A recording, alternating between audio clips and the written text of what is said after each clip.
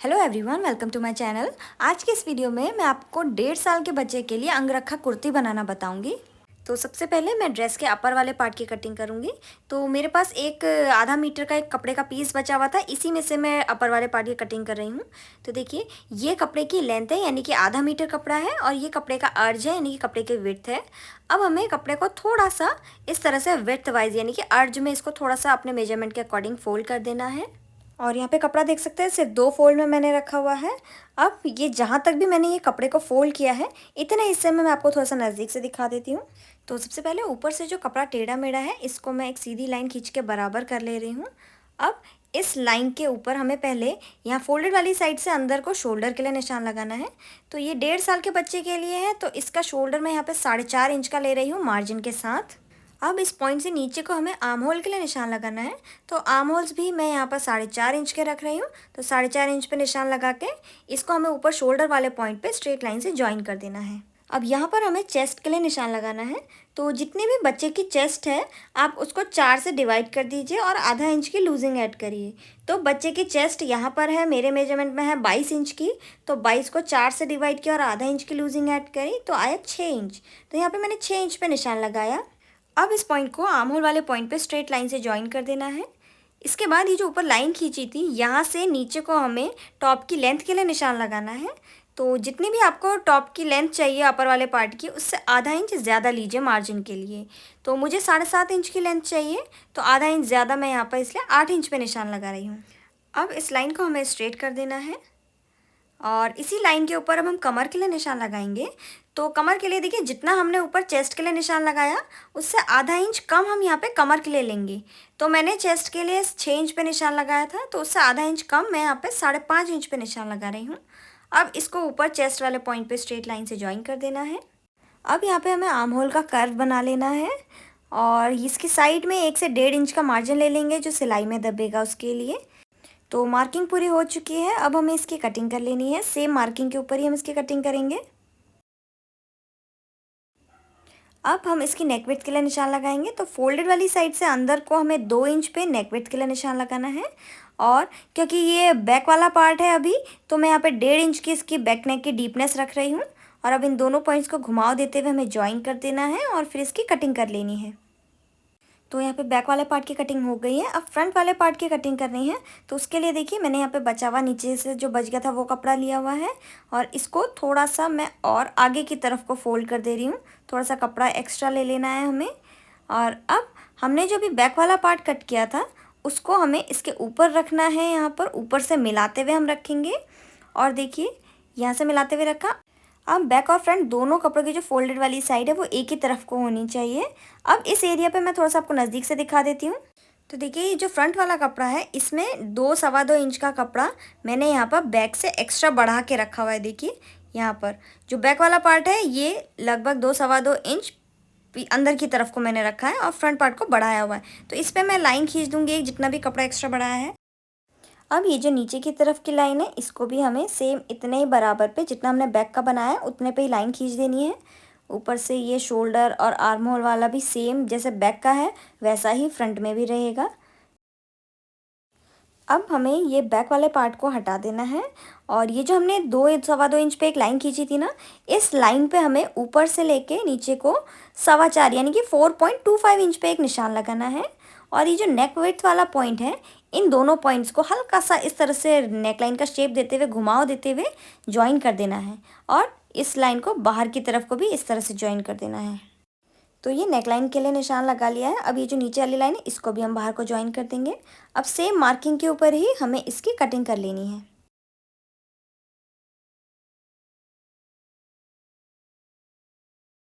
तो इसकी कटिंग मैंने कर ली है। अब ये जो फोल्डेड वाली साइड है, इसको भी हमें कट करके ओपन कर लेना है। और ये हमारे अपर पार्ट का जो फ्रंट वाला हिस्सा है, उसकी भी कटिंग हो गई है। तो ये दोनों पार्ट एक दूसरे के ऊपर इस तरह से आ जाएंगे यहाँ पर। अब हमें स्लीव्स की कटिंग करनी है। तो उसके लिए मैंने बचा हुआ कपड़ा लिया हुआ है, और इसको अब हमें एक बार इस तरह से सेंटर से फोल्ड करना है। और फोल्ड करने के बाद एक बार हम इसको और फोल्ड कर देंगे बिल्कुल सेंटर से। अब ये स्लीव की लेंथ है और ये स्लीव की विड्थ है यानी कि चौड़ाई। और स्लीव की लेंथ देखिए, जितनी भी आपको चाहिए उससे 1 इंच ज़्यादा लेनी है। मुझे 7 इंच की चाहिए, तो मैं यहाँ पे 1 इंच बढ़ा के यानी कि 8 इंच पे निशान लगा रही हूँ। और इस लाइन को अब हमें स्ट्रेट कर देना है। और ये स्लीव की विड्थ मैंने यहाँ पर लगभग 6 इंच की ले रखी है। इसके बाद ये जो फोल्डेड वाली साइड है, यहाँ से अंदर को हमें 5 इंच पे एक निशान लगा लेना है और इस निशान से नीचे की तरफ को हमें 2 इंच पे एक निशान और लगाना है और हल्का सा घुमाव देते हुए इस पे यहाँ पे आर्म होल का शेप बना लेना है। उसके बाद नीचे वाली तरफ पे हमें 3.5 इंच पे एक निशान लगाना है और उसको हमें यहाँ पर ऊपर वाले पॉइंट पे स्ट्रेट लाइन से ज्वाइन कर देना है। इसके बाद साइड में आप 1 से 1.5 इंच का जितना भी कपड़ा बचा उतना मार्जिन ले लीजिए और मार्किंग हो चुकी है स्लीव की। अब हमें इसकी कटिंग कर लेनी है सेम मार्किंग के ऊपर ही। तो यहाँ पे ये स्लीव की कटिंग पूरी हो चुकी है, दोनों तरफ की स्लीव यहाँ पे बन गई है। अब मैं इसकी आपको स्टिचिंग बताती हूँ कि हमें अपर वाला पार्ट कैसे सिलना है। तो देखिए, पहले मैंने यहाँ पे बैक वाला पार्ट लिया हुआ है और उसके ऊपर मैं यहाँ पर ये फ्रंट वाले पार्ट को रख रही हूँ मिलाते हुए इस तरह से। ध्यान रहे दोनों की सीधी तरफ, ये फ्रंट और बैक दोनों कपड़ों की सीधी तरफ एक दूसरे की मुँह करते हुए होनी चाहिए। और एक पार्ट रखा, सेम इसी तरह से दूसरी तरफ पे दूसरा वाला पार्ट हमें इसके ऊपर मिलाते हुए रखना है शोल्डर से शोल्डर। और यहाँ पे आप देखेंगे इस तरह से ये ओवरलैप हो जाएगा, एक दूसरे के ऊपर आ जाएगा। अब हमें इसके शोल्डर में आधा इंच की दूरी पे सिलाई लगा लेनी है। तो देखिए, मैंने इसके शोल्डर में सिलाई लगा ली है। अब हमें इसमें स्लीव को ज्वाइन करना है, तो उसके लिए हम इसके जो स्लीव वाला हिस्सा है उसको ओपन करते हुए इस तरह से यहाँ पे रख देंगे। और यहाँ पे मैं स्लीव ले रही हूँ एक साइड की और स्लीव अंदर की तरफ को करके हमें रखनी है और दोनों की सीधी तरफ एक दूसरे की मुँह करते हुए होनी चाहिए, ध्यान दीजिए। अब हमें स्लीव को एक कोने से मिलाते हुए इस तरह से रखना है और यहाँ पे थोड़ी थोड़ी दूरी पे यानी कि 0.25 इंच की दूरी पे इसमें पूरे में सिलाई लगाते जाना है। तो देखिए, मैंने यहाँ पे स्लीव में सिलाई लगा दी है और सीधी तरफ को पलटने के बाद ये कुछ इस तरह से दिखेगा। सेम इसी तरह से दूसरे तरफ की स्लीव भी हमें ज्वाइन कर लेनी है। तो देखिए, मैंने यहाँ पर दोनों तरफ की स्लीव को ज्वाइन कर लिया है। अब ये जो स्लीव का जो बॉटम वाला हिस्सा होता है ना, इसको भी हमें इस तरह से करके डबल फोल्ड कर देना और उसमें सिलाई लगानी है। और उसके बाद यहाँ पे साइड में अपनी फिटिंग के अकॉर्डिंग जितना हमने मार्जिन लिया था उस हिसाब से हम यहाँ पे भी सिलाई लगा लेंगे। तो देखिए, स्लीव को मैंने ऐसे डबल फोल्ड कर दिया है दोनों तरफ की स्लीव और साइड में भी इसमें सिलाई लगा ली है फिटिंग के अकॉर्डिंग। अब इसका जो बॉटम वाला घेर है उसकी हम कटिंग करेंगे। तो उसके लिए मैंने यहाँ पर सेम मैचिंग का कपड़ा लिया हुआ है देखिए, और इसको 2 फोल्ड में रखा हुआ है इस तरह से। और यहाँ से ओपन साइड हो गई, यहाँ से फोल्डेड वाली साइड है और ये कपड़े की विड्थ है, यानी कि ये कपड़े का अर्ज है। मैंने कपड़े को अर्ज में सेंटर से फोल्ड किया हुआ है और ये देखिए 21.5 इंच का यहाँ पर आ रहा है डबल फोल्ड करने के बाद। और ये जो ओपन वाली साइड है यहाँ पर कोने पे, यहाँ से हमें 2 इंच का कपड़ा लगभग कट करके अलग हटा लेना है, जिससे हम डोरी या फिर जो नेकलाइन फोल्ड करना है उसको करेंगे। अब देखिए, ये 20 इंच का यहाँ पे लंबाई आ रही है, तो इसका बिल्कुल बीचों बीच पे हम निशान लगाएंगे और इसको यहाँ पे स्ट्रेट लाइन से इसे ज्वाइन कर लेना है। अब सेम मार्किंग के ऊपर ही हमें इसकी कटिंग भी कर लेनी है। तो ये हमारा जो बॉटम वाला पार्ट है उसके लिए यहाँ पे कपड़े की कटिंग हो चुकी है। तो ये दोनों बराबर के पार्ट्स मेरे यहाँ पे बनके तैयार हैं। अब इन दोनों पार्ट्स को हमें यहाँ कोने से मिलाते हुए एक दूसरे के साथ रखना है और मिलाते हुए रखने के बाद इसकी जो साइड है यहाँ पर अब हम आधा इंच की दूरी पे इसमें सिलाई लगा लेंगे। तो देखिए, यहाँ पे मैंने आधे इंच की दूरी पे सिलाई लगा ली है और ये बड़ी सी एक पट्टी बनके तैयार हो गई है जिसकी लंबाई अभी है 10 इंच की। इसके बाद अब मैं इसको फैला के एक बार रख देती हूँ। अब इसका जो बॉटम वाला हिस्सा है इसको हमें इस तरह से डबल फोल्ड करना है और पूरे में सिलाई लगानी है। जितना भी लंबा कपड़ा है पूरे में हम इसमें सिलाई लगा लेंगे। तो देखिए, मैंने यहाँ पर इसको डबल फोल्ड कर दिया है नीचे से। अब इसको पूरा हमें यहाँ पे फैलाते हुए रखना है और इसकी जो ऊपर वाली साइड है यहाँ पे अब हमें इसमें गैदर्स डाल देने, यानी कि चुन्नटें डाल देनी है पूरे कपड़े में। तो मैं यहाँ पर मशीन का यूज़ कर रही हूँ इसमें गैदर्स डालने के लिए।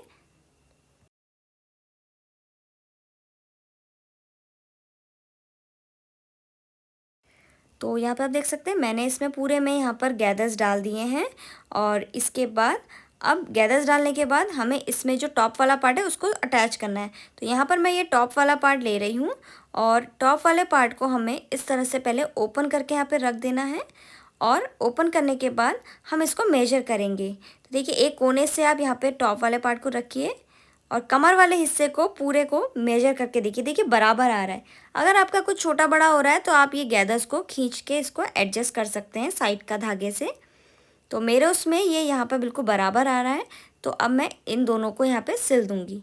तो टॉप वाले पार्ट को हमें इस तरह से यहाँ पे पलट के रखना है और कमर वाले हिस्से को एक कोने से मिलाते हुए रखना है और इस तरह से मिलाते हुए पूरे में आधा इंच की दूरी पे हम इसमें भी सिलाई लगा लेंगे।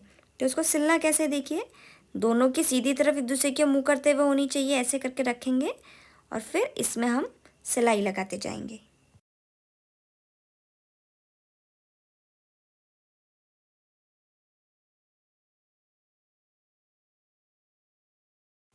तो यहाँ पर देखिए मैंने इसमें सिलाई लगा ली है और ये अपर वाला पार्ट जो है बॉटम में जॉइन हो गया है और सीधी तरह से इस तरह से दिखेगा।